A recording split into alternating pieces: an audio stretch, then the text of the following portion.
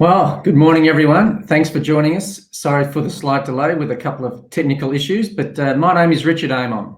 I'm the CEO of Disability Sport and Recreation, and I'll be your MC for this morning's panel event. It gives me great pleasure to welcome you to the 2020 virtual Victorian Disability Sport and Recreation Festival.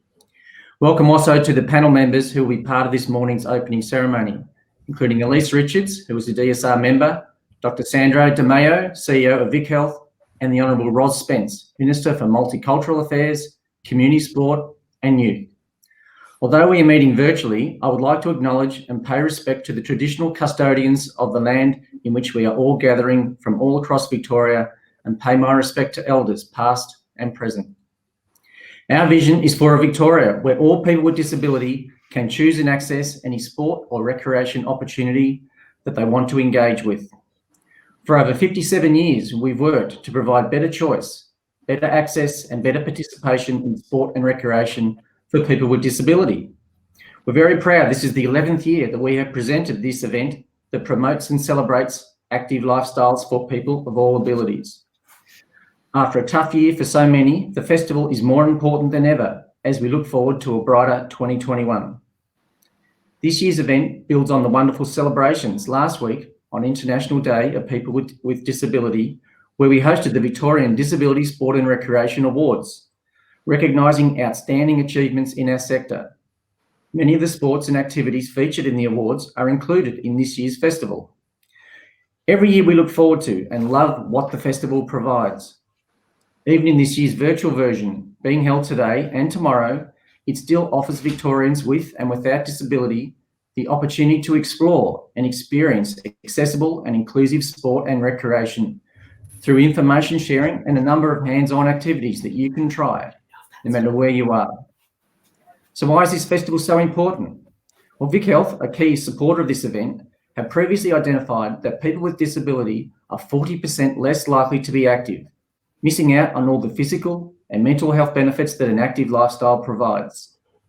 Events like this helps ensure that more people with disability can lead an ordinary life that could include playing sport with your mates or just getting active in a gym or park or other recreation settings. These opportunities should be equally available for all Victorians. Research from Sports Australia shows that 83% of people with disability who are inactive want to become active. That's a huge unmet demand that's not being met. This festival seeks to address one of the key barriers to help make activity a reality by helping people discover the many opportunities to be active. Featuring over 30 exhibitors and some activities to try at home, you can learn all about the many programs that you can get involved with in your community.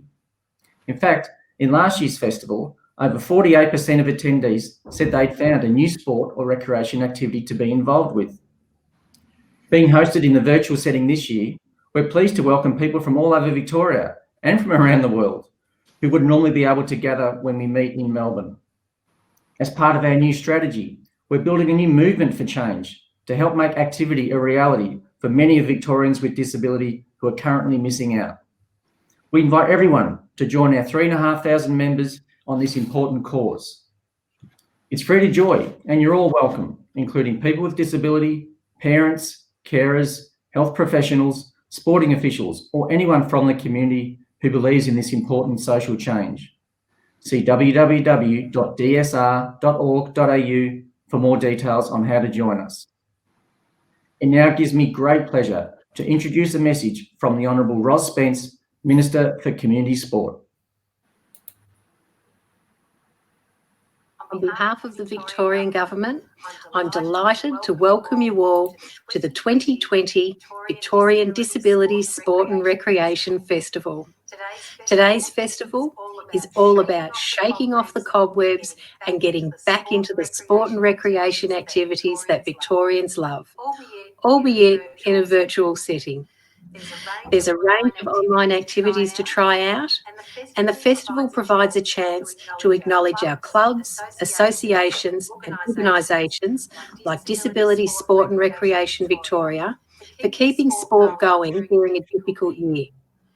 The Victorian Government is proud to have supported the sport and recreation sector during this time with a $40 million survival package for sporting clubs, leagues, associations and state sporting bodies to help them maintain their viability and ensure that they're well placed to return as restrictions continue to lift. There's a long list of organisations that have benefited from this package, including Disability Sport and Recreation Victoria, Blind Sports Australia, Access to Sport Ballarat, and Equine Partners Limited. We're also delighted to have contributed $15,000 from our Together More Active program to help stage this festival. On behalf of the Victorian Government, thank you to everyone at Disability Sport and Recreation Victoria for your efforts to get more Victorians into sport and recreation. And I encourage everyone tuned into this year's festival to get involved. Thank you. Thank you, Minister Spence. We greatly appreciate the support of the Victorian Government, not only for this event, but for the various programs and initiatives supporting disability sport across many organisations across Victoria. Thank you very much. I'd also like to recognise our other festival sponsors and supporters, including the Carbine Club and Vic Health. It's now my great pleasure to introduce our third speaker, Dr. Sandro Di Maio, CEO of Vic Health, to say a few words. Welcome, Sandro. Thanks very much, Richard.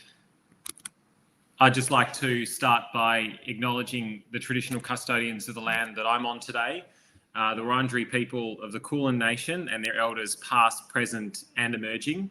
I'd also like to acknowledge any First Nations, Victorians, Australians and maybe beyond who are tuning into this important festival and participating over the next few days, and acknowledge your leadership in this space, but also the important contribution you make. Sorry, Richard, can you hear me? Yep. Okay, great. Sorry, I just heard something. I'd also like to thank Disability Sport and Recreation for the invitation to be part of the opening festival today. It's so important now more than ever to really, as we look to recovery, make sure that opportunities for inclusive, truly inclusive, participatory community approaches, but also community festivals such as this are really, supported and centred in our recovery process and our recovery efforts. This year's been incredibly difficult for most Victorians, probably all Victorians, but the indirect consequences of coronavirus haven't been equally felt by us all. And certainly many individuals in the communities that we are bringing together and celebrating today will have had a particularly tough time in 2020. And I think sport and recreation is such an important way of bringing communities back together, of reconnecting across different divides, of rebuilding social contract, trust and connection, and through that, of course, empowering and improving the health, mental and physical, and well-being of all Victorians. I'd like to also acknowledge the other key speakers in the opening this morning. Richard, yourself, the CEO of Disability Sport and Recreation, and the important leadership that you continue to provide across Victoria. It's an inspiration for us and our organisation, but I know for many thousands of Victorians and communities, and indeed community leaders across our state. And of course, the Honourable Ros Spence, Minister for Multicultural Affairs, Community, Sport and Youth, and Minister Spence continues to make such an important and enormous contribution. Vic Health, or the Victorian Health Promotion Foundation, has a strong and unwavering commitment to improving the health and wellbeing of all Victorians, particularly those who experience greater barriers to good health, including Victorians with a disability. Encouraging regular physical activity is one of our 5 key strategic imperatives across our 10-year strategy. It continues to be a major focus. We aim to increase physical activity levels of those who face greater barriers to participating in community sport by working together with sport and community partner organisations, all levels of government, health organisations, and most importantly, together with communities. Vic Health is excited to be supporting this year's Victorian Disability Sport and Recreation Festival. And we commend the team for taking this important event online, pivoting the word of 2020, to ensure that Victorians living with a disability and the sports sector don't miss out on this fantastic yearly opportunity. This year, protecting our health and wellbeing has never been so important. Earlier this year, during the first lockdown, Vic Health surveyed more than 2,000 Victorian adults to explore how their health and wellbeing was being affected by the pandemic, not by the virus itself, but indirectly through all of the cultural, social, political, economic, and commercial determinants of health that we know continue to shape our lives, and particularly the lives of Victorians living with disability. This wellbeing impact study told us that Victorians with a disability have been hit hardest and indeed harder than many of their Victorian counterparts. We found that 33%, or around a third of people, Victorians with a disability, felt less connected during the first lockdown. Almost a third experienced high levels of psychological distress, and almost 2/3 had low to medium life satisfaction. During the latter half of this year, including during the second wave of the pandemic, Vic Health again asked 2,000 Victorians to share their insights with us so that we could understand what the barriers and priorities were of Victorian communities and respond in a way that they needed most right now. Vic Health will be sharing these results in the near future. However, we do know this second survey identified stark differences between the experiences of Victorians with a disability and the wider population, including a further decline in social connection. In response to these findings, Vic Health this week announced over $3.9 million in community funding to support locally led and locally owned health and wellbeing initiatives across Victorian communities. This is in fact the largest grant round in our history. It is also worth noting that this year has also brought a few silver linings, with many of us wanting to continue some of the new healthier habits that we've been able to pick up across the coronavirus period.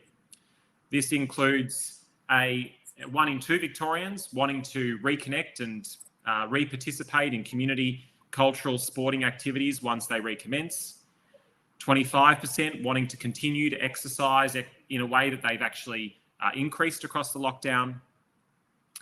And we saw record numbers of Victorians cooking from scratch, largely to save money, but also with important health consequences or dividends.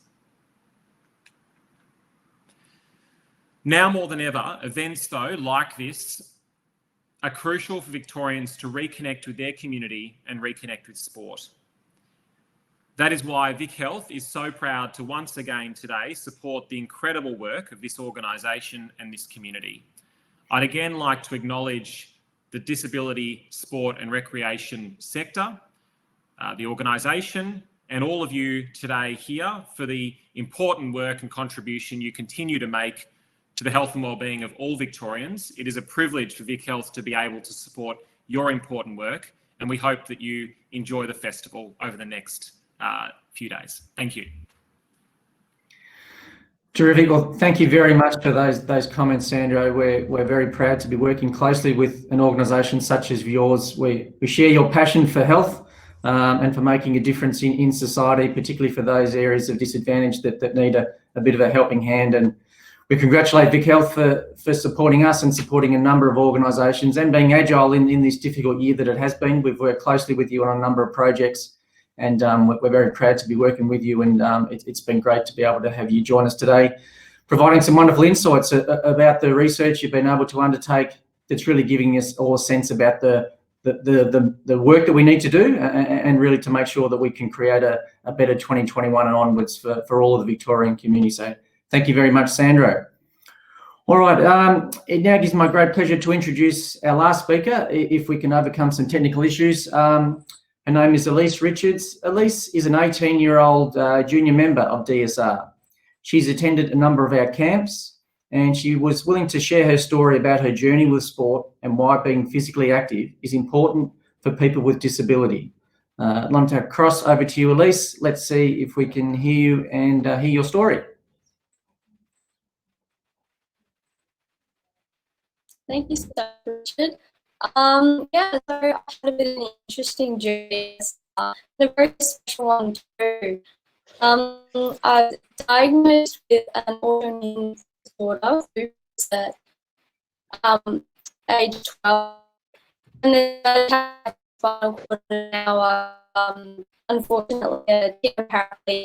So my life has kind of been upside down recently, and there's some interesting curves away. But I always loved going to rugby at a school in music, and I started the girls' team at lunch. I also found out that I was a great runner. Because now I'm in a chair and I have years, I really with all the different out there, being back in sport, and trying.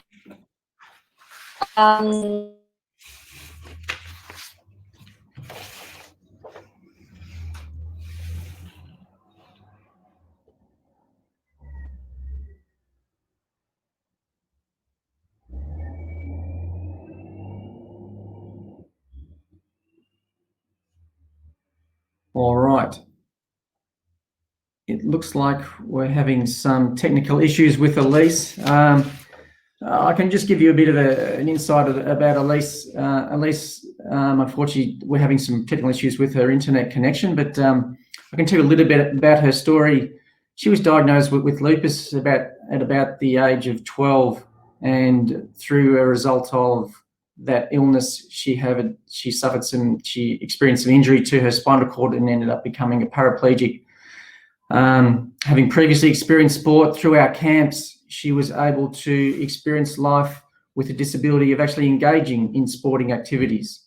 And I was very fortunate to be able to hear her story about participating in our winter camp, where she undertook a sit skiing activity and really discovered that there's a wonderful life that you can participate in with sport, even if you have a disability, a wonderful range of opportunities to be involved with.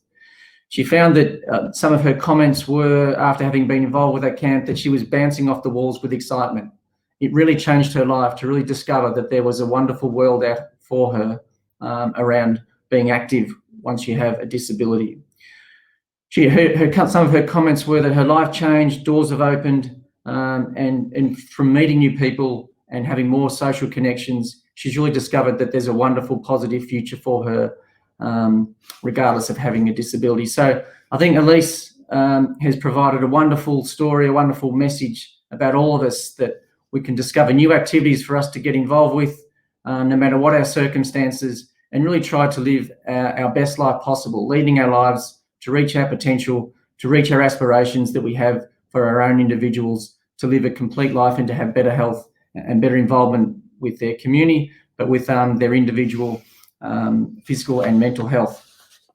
So unfortunately, we weren't able to give you all of Elise's story, but hopefully you've got a bit of a sense about the power of being involved in sport, and you can use the festival as a means of being able to find out a number of different activities, so you also can start on that journey of better health through participation in sport and recreation.